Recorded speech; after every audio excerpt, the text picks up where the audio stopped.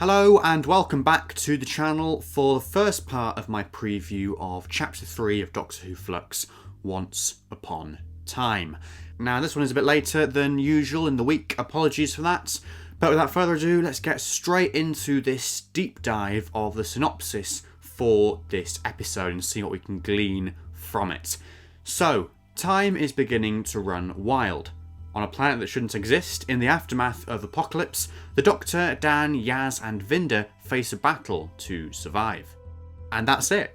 So it's a considerably shorter synopsis than the previous two we've got for the Halloween Apocalypse and then for War of the Sontarans as well, which I guess suggests that there is stuff here that they're deliberately holding back and not mentioning, and deliberately keeping it quite vague and ambiguous to hide whatever surprises are in store. But in terms of what it does tell us, we've got that quote there from Swarm. First of all, time is beginning to run wild. He said that in War of the Sontarans, obviously near the end of that episode. And obviously this episode's going to follow on directly from last week's cliffhanger. It's going to be set on the planet Time and the Temple of Atropos and all that sort of stuff. So we're going to see time begin to run wild.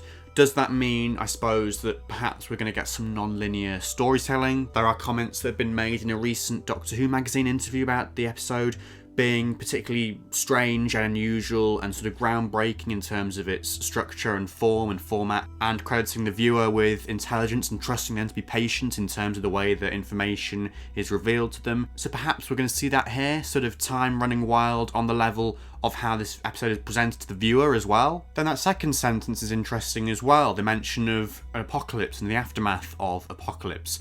I think when I originally read this, I was thinking back to the Halloween Apocalypse, obviously. The same word is being used there, and sort of just the general stuff of the Flux, and that's what it was referring to, the aftermath of the Flux and the events of episodes 1 and 2. But now looking back, I'm not so sure. I wonder whether this is a sort of distinct apocalypse to what we've seen so far, something that is specific and local to the planet Time and the Temple of Atropos. Some sort of devastation which, yes, perhaps has been caused by the Flux from episodes 1 and 2, but is something that we haven't actually glimpsed yet, something we haven't actually seen yet. Perhaps there are other temples, other buildings on this planet, places we haven't been yet, which have been destroyed and devastated by the Flux, the side effects of the Flux. Perhaps that's what's going on here. And then the only other information we get is, the Doctor, Dan, Yaz and Vinda are all in it, and they're going to be facing a battle to survive, which is incredibly vague. It could describe pretty much any episode of this series so far, and I'm getting a bit ahead of myself here. But the synopsis for episode 5, or chapter 5, Survivors of the Flux, has very recently been released, and it's pretty much identical to that last sentence, talking about a battle to survive, or something along those lines. I'm paraphrasing, but it's very similar in how vague it is, and how it sort of talks in very general terms.